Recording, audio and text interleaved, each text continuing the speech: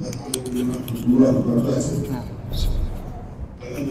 wassalatu wassalamu ala rasulillah Muhammad wa ala alihi kabla hatujapisha uhadhiri wetu leo, kuna taarifa mbili muhimu kidogo. Ni mwandishi wa habari sio ikoje? Mbona kule sio kitu? Kwa nini? Sisi uhadhiri mkubwa. Haya, sisi vipi? Alhamdulillah, wassalatu wassalamu ala rasulillah sallallahu alaihi wasallam. Leo nimepata nafasi kidogo ya kuzungumza. Inshallah sitakuwa na mengi sana, sitadeviate sana kutoka kwenye hotuba. Khatib ametueleza juu ya umuhimu wa masiku 10 ya mwisho katika mwezi huu mtukufu wa Ramadhani, kama alivyoelezea mwenyewe Allah subhanahu wa ta'ala kama ameishusha Qur'ani katika siku tukufu yenye nini? Cheo. Kwa hiyo huu ni mwongozo ambao sisi Allah subhanahu wa ta'ala ametuletea, na kila mmoja kati yetu aone umuhimu, kwa sababu Allah amesema hii siku ni bora kuliko miezi 1000. Hebu fikiria ufanye amali ambayo ina ubora wa miezi zaidi ya miezi 1000. Na maana hii ni katika ibada kubwa sana. Sisi tunatakiwa Waislamu tujitahidi, tutiane moyo kufanya hii ibada, kwa sababu ni jambo kubwa sana. Allah subhanahu wa ta'ala ametupa kama zawadi ambayo hawajapewa umma wote isipokuwa ummati Muhammad sallallahu alayhi wasallam. Paka ilifika wakati baadhi ya watu wakubwa walikuwa katika ummati mwingine wametaka wawe alau katika ummati huu wa Mtume Muhammad sallallahu alayhi wasallam, ili wapate baadhi ya fadhila ambazo sisi katika ummati huu tumeruzukiwa na Allah subhanahu wa ta'ala. Kwa hiyo si jambo la kuchezea, jambo ambalo kila mmoja wetu ajitahidi, hata kama hatujapata ile sunna ya kukaa katika itikafu katika msikiti, basi alau wewe na ahali zako pale nyumbani uhakikishe kwamba mnainuka kwa ajili ya kutukuza ile fadhila ambayo Mwenyezi Mungu amefanya nini? Ametupa.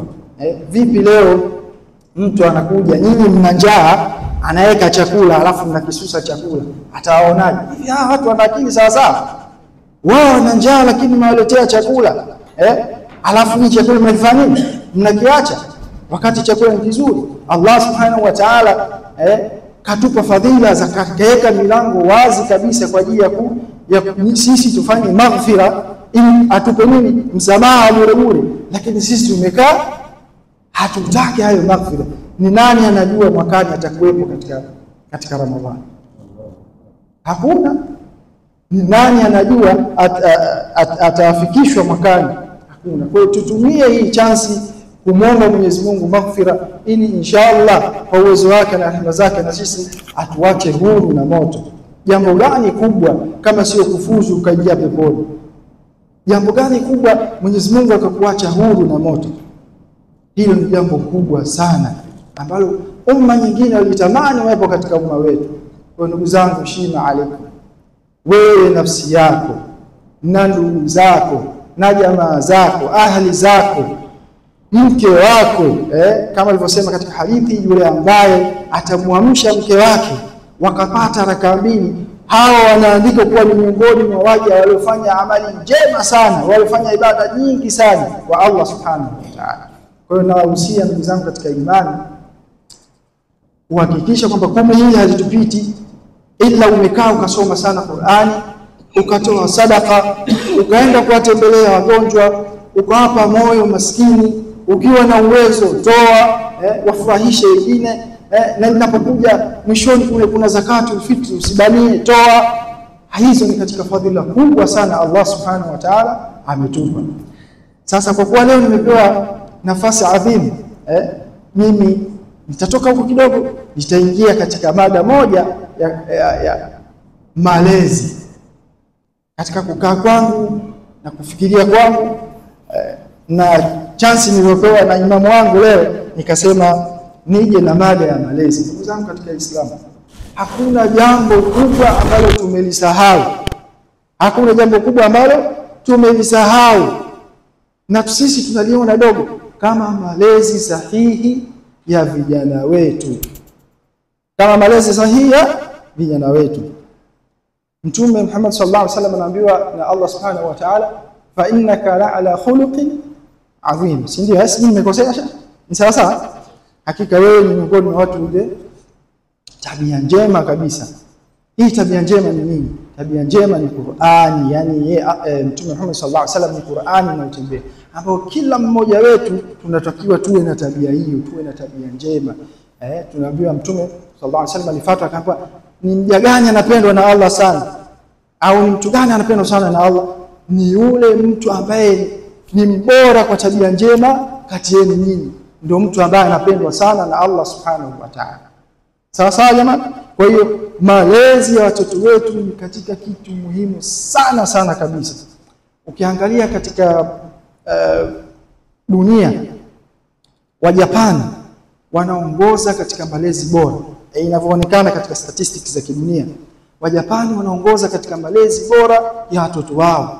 Kwa wanaanza wakiwa watoto wako wadogo sana kuwafundisha heshima, huyu kumheshimu yule kumheshimu mtu mzima, kuheshimiana wao kwa wao, salamu na vitu kama hivyo.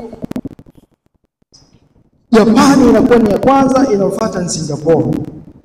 Lakini ukitazama katika nchi za Kiarabu, ukitazama criminal cases katika nchi nyingi, unakuta nchi za Kiarabu ni nchi ambazo zina very low criminal cases. Kwa sababu gani? Kwa sababu ya impact ya Uislamu. Kufundisha watoto wetu akhlaqi njema. Kwanza tunatakiwa watoto wetu wanapofika umri fulani, Allah azza wa jalla akikujalia maarifa, basi kwanza hakikisha anamjua Mola wake, kwamba ajue hakuna Mola isipokuwa Allah subhanahu wa ta'ala, na ni huyu mmoja. Umhakikishe kwamba unamjenga mtoto wako ajue Allah subhanahu wa ta'ala ni mmoja. Kisha amjue bwana Mtume Muhammad sallallahu alaihi wasallam kama ndio nani, kama ndio nabii wa huu umma. Kila siku zinapokwenda, sisi ni wazazi tunajua watoto wetu. Tunahakikisha kwamba mtoto kila anapokuwa una impact tabia njema ambazo ni tabia za Kiislamu, ili kuwa na jamii iliyokuwa bora. Kwa sababu hatuwezi kuwa na jamii nzuri, hatuwezi kuwa na jamii ya Kiislamu iliyoshikamana na Allah bila kuanza nyumbani kuwafundisha watoto wetu tabia zilizokuwa njema. Kwa sababu leo kumwachia mwalimu wa madrasa peke yake aweke hizo tabia njema kwa mtoto wako, hili ni jambo ambalo ni kutwanga maji kwenye kinu. Sisi wazazi tuna wajibu wa kwanza kabisa kuhakikisha watoto wetu wanaanza kupata tabia njema wakiwa nyumbani. Ndugu zangu katika imani, tukiweza kuweka misingi bora nyumbani kwa watoto wetu, tutapata jamii iliyokuwa nzuri kabisa, madhubuti kabisa. Kuna mmoja kati ya masahaba ambao alichukuliwa na bwana Mtume sallallahu alaihi wasallam akiwa na umri mdogo, nafikiri kama sijakosea ni Zaid bin Harith. Alilelewa katika nyumba ya Mtume Muhammad sallallahu alaihi wasallam. Katika kulelewa kwake huyu bwana, miaka 10 mingapi, hakuwahi kumsikia hata kidogo bwana Mtume akimfanya hata akimkemea sembuse sijui kumpiga na bakora. Kwa hiyo inaonyesha jinsi gani wazazi tuna role kubwa sana kuweka tabia njema kwa vijana wetu. Kama leo Sheikh Muhammad hapa kaka tusomea khutba, kwa sababu mzee wake aliwekeza katika kumjenga ili mtoto awe na malezi na makuzi bora. Leo anakaa anatupa khutba hapa na tumemuelewa mashallah, ni kwa sababu ya malezi bora. Bila malezi bora utakuta tuna watoto ambao wana majina ya Kiislamu, lakini ukenda kwenye society huko hali inakuwa ni mbaya. Unaambia yule nani Muhammad, ni mkabaji. Yule ni nani, ni mtu wa namna hii. Lakini Waislamu tunasifika katika jamii kwa tabia zilizokuwa bora. Mtume Muhammad sallallahu alaihi wasallam anasema zaeni ili mimi nifakharishe siku ya nini? Siku ya Kiyama. Leo Mtume Muhammad sallallahu alaihi wasallam atajifakharisha na mtu mlevi? Hapana. Je, Mtume Muhammad sallallahu alaihi wasallam atajifakharisha na mtu mkabaji? Hapana. Ndugu zangu katika Uislamu, Kwa hakika jambo la kwanza ambalo tumelisahau na lina umuhimu sana ni malezi bora kwa watoto wetu ambayo yanafuata mila sahihi za dini yetu ya Kiislamu kama alivyotufundisha Bwana Mtume Muhammad sallallahu alaihi wasallam. Tukifeli hapo na kwa kiasi fulani tumefeli, ndio maana tunakuta jamii nyingi ambayo ina majina yetu ya Kiislamu, utakuta watu ukiambiwa yule Muislamu mwenyewe unakataa kwa mambo yanayofanyika. Baadhi ya watoto wengine ni mlevi, baadhi ya vijana wengine wako namna hii, tabia mbaya. Hapana, lazima familia kama familia take responsibility ya kuhakikisha Waislamu, vijana, watoto wanaanza kupewa maadili ya Kiislamu wakiwa bado wadogo, na kuhakikisha kwamba wewe mzazi uwe ndio mtoto psychology yake anavyofundishwa. Huwezi kumfundisha mtoto kwa kumwambia tu. Mtoto hafati maneno kwa kumwambia. Mtoto anafata yale wewe unayoyatenda. Unapomwambia mtoto bwana twende msikitini, nenda kaswali, nakwambia nenda kaswali, unamshikia bakora, halafu wewe hakuoni ukiswali, shekhe unatwanga maji kwenye kini. Akikusikia wewe unaporoja na utoa matusi, kwa sababu katika hali ya kawaida tu ukimkuta mtoto anatukana barabarani na matusi makubwa mpaka anakushtua, unaanza kuuliza huyu mtoto wa nani? Huyu mtoto wa fulani. Kumbe yule mzee, lazima atakuwa hivyo. Kumbe psychology ya mtoto ni kwamba mtoto anafuata vile wewe unavyofanya, wala sio wewe unavyoongea, unavyosema. Na ndio hivyo Bwana Mtume Muhammad sallallahu alaihi wasallam akiwalelea kina Zaid bin Harith na Sayyidina Ali radhiyallahu anhu, wote walikuwa katika nyumba Bwana Mtume sallallahu alaihi wasallam, na walikuwa ni watu wenye tabia njema kabisa zinazoonekana katika jamii mpaka leo tunazihadithia. Kisha tunahakikisha kwamba sisi wazazi tusibague katika watoto.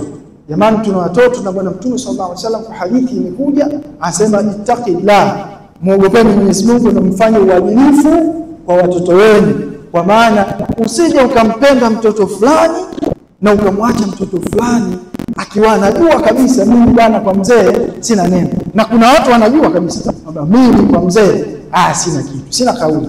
Hata ningekuwa na jambo au na ushauri mzuri kiasi gani, hapana, ni kwa babangu au kwa mamangu, mimi sina kitu. Lakini fulani, wewe ukitaka jambo lako liende, mwambie fulani alipeleke kwa baba. Hakuna watu namna hii. Wapo. Mtume sallallahu alaihi wasallam akasema, mcheni Mwenyezi Mungu, muogopeni Mwenyezi Mungu katika watoto wenu, mtende haki. Hata kama nafsi yako inampenda fulani, inaweza kuwa kwa sababu ya tabia zake, pengine kile unachomwambisha anafanya, lakini ifiche, kwa sababu bado huyu mwingine ni mtoto wako.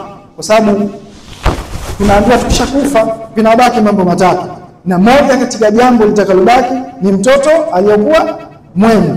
Sasa unatengenezaje mtoto aliyekuwa mwema kwa kumbagua mmoja na mwingine ukampa favor, akawa huyu ndio mpenzi zaidi kwako, na mwingine ukamfanya wewe sio mpenzi kwako? Na wallahi kuna baadhi ya wale wanaopendwa ndio watu wanawaletea matata sana familia zao kuliko wale ambao hawapendi. Ni kweli sio kweli? Sasa utakuta yule ambaye hapendi na wazee wake ndio anaishughulikia familia yake, ndio yeye kila kitu katika familia, na unakuta mmoja kapendwa tu, lakini huyo ndo anayeharibia familia yake kila kukicha.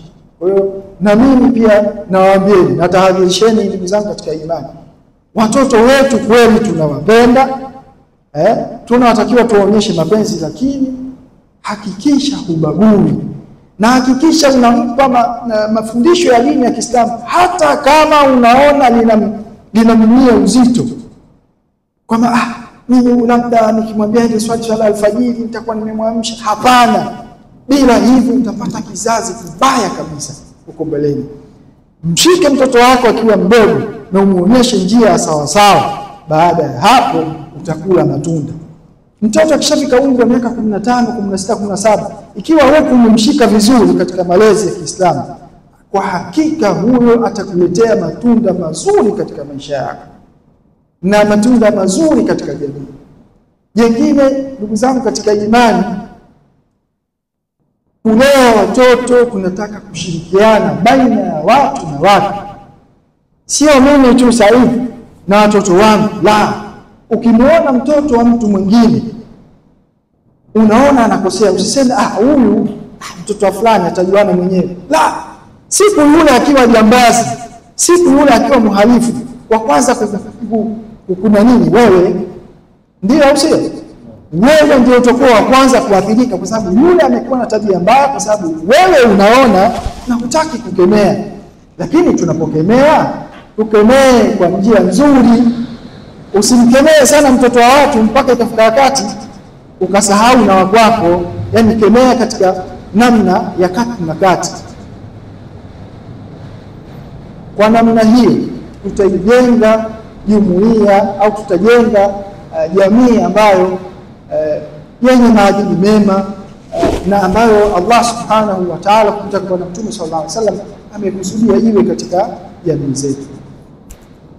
Baada ya kusema haya, nifupishe kwa kusema inshallah mbeleni nitakapopata nafasi ndio tutakuja na zile facts za kisayansi na nini, ili watu wapate kufaidika kidogo. Lakini kwa kuanzia inshallah, sababu leo nimepata nafasi hii, nimeona nilete hii mada ya malezi, kwa sababu malezi ndio jambo kubwa sana ambalo lina impact kubwa kuliko mambo mengine. Wal afwa minkum. Assalamu alaykum wa rahmatullahi wa barakatuh. Bora sana, mada bora sana, malezi.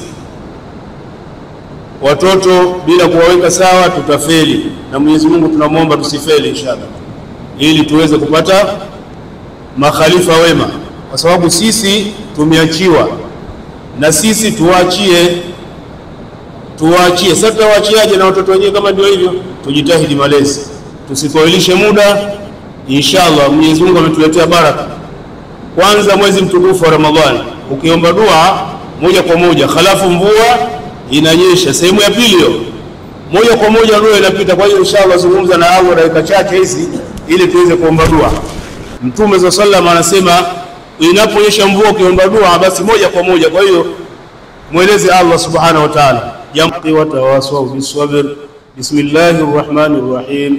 لإيلاف قريش إيلافهم رحلة الشتاء والصيف فليعبدوا رب هذا البيت الذي أطعمهم من جوع وآمنهم من خوف. بسم الله الرحمن الرحيم.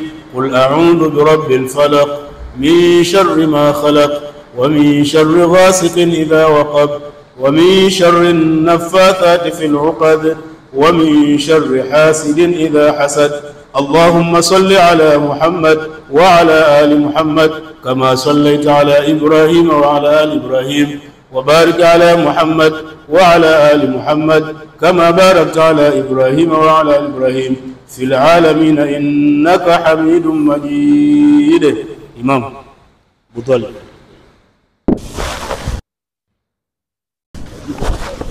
بمنك.